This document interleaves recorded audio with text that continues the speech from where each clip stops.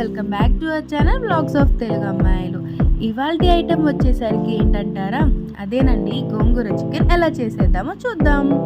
So దానికి ముందుగా మనకి గోంగూర లీవ్స్ కావాలి. మేము ఇంటి దగ్గరే పెంచుకున్న గోంగూరని కట్ చేసుకొని కొంచెం దానికి కావాల్సిన కొత్తిమీరని కూడా కట్ చేసుకొని స్టార్ట్ చేసేద్దాం.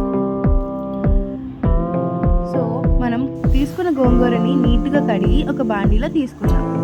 దాంట్లో ఒక 2 మిర్చీస్ యాడ్ చేద్దాం.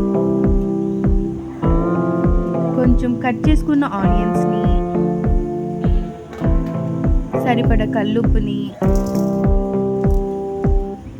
ఒక ఫ్యూ డ్రాప్స్ ఆయిల్ని యాడ్ చేసుకొని మూత పెట్టి మగ్గించేసుకుందాం. ఇప్పుడు మనకి చికెన్కి కావాల్సిన మసాలాని ప్రిపేర్ చేసుకుందాం. దానికి మనం చిన్న బాండీని తీసుకొని కొంచెం ధనియాలు, గసాలు, లవంగం, చెక్క యాడ్ చేసుకొని మీడియం ఫ్లేమ్లో స్టిర్ చేసుకోవాలి. అది బాగా రోస్ట్ అయ్యి ఒక మంచి ఫ్లేవర్, ఒక అరోమా వచ్చేసేటప్పుడు దాన్ని ఆఫ్ చేసేసి కొంచెం కూల్ డౌన్ అయిన తర్వాత మిక్సీ పట్టేసేయాలి. సో ఆ మిక్సీ పట్టిన దానికి కొంచెం ఎండి కొబ్బరి, అల్లం, చిన్నుల్లిపాయని యాడ్ చేసుకొని మిక్సీ పట్టేసేయాలి. అంతేనండి, మసాలా రెడీ. ఇప్పుడు ఒక కడాయి తీసుకొని దాంట్లో ఒక 2 to 3 టేబుల్ స్పూన్ ఆయిల్ వేసుకోవాలి. మనకి ఇక్కడ కొంచెం ఆయిల్ ఎక్కువనే పడుతుందండి. సో దీంట్లో మనం కట్ చేసుకున్న ఆనియన్స్ని వేసుకోవాలి. తర్వాత క్లీన్ చేసుకున్న చికెన్ పీసెస్ని,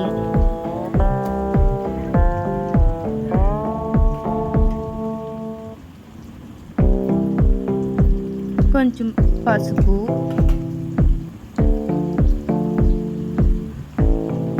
సరిపడ కల్లుప్పు,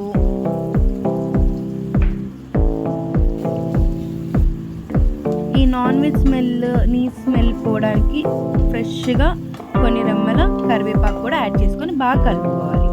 ఇప్పుడు లిడ్ పెట్టేసేసి ఉడికేంత వరకు ఉంచాలి.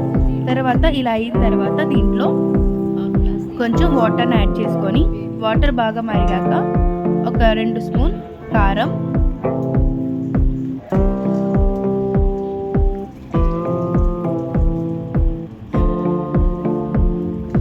మిక్సీ వేసుకున్న మసాలాని కూడా దీంట్లో వేసేసుకోవాలి.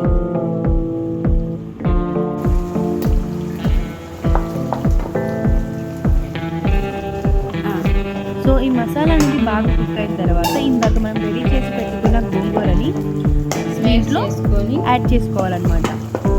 అది బాగా కలిసేలా మనం వేసుకోవాలి. టేస్ట్ వేరుగా ఉంటుంది. ఉడకబెట్టకుండా ఆకుపోయినా వేయచ్చు. అంటే ఆ టేస్ట్ ఈ టేస్ట్ తేడా.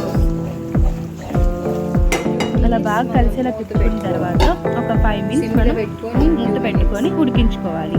తర్వాత మూత తీసేసి వేడిగా సర్వ్ చేయొచ్చు. అంతే అండి, గోంగూర చికెన్ కుక్ అయిపోయింది. ఇప్పుడు లాస్ట్లో మనం ఫ్రెష్గా కట్ చేసుకున్న కొత్తిమీర యాడ్ చేసుకోవాలి. అంతే, గోంగూర చికెన్ రెడీ.